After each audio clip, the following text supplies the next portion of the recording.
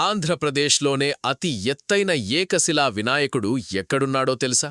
72 అడుగుల రాజగోపురం, 72 అడుగుల ధ్వజస్తంభం, ఒకే రాయితో చెక్కిన 18 అడుగుల మహాగణపతి. ఈ ఆలయంలో ఉన్న రహస్యాలు చూస్తే మీరు ఆశ్చర్యపోతారు. ఇది సాధారణ గణేష్ టెంపుల్ కాదు.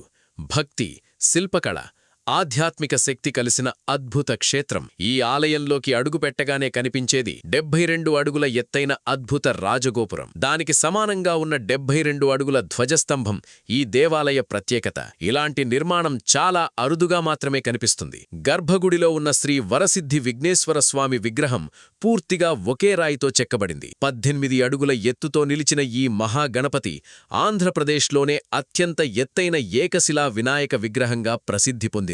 ఈ ఆలయాన్ని గణపతి పంచాయతన క్షేత్రంగా నిర్మించారు.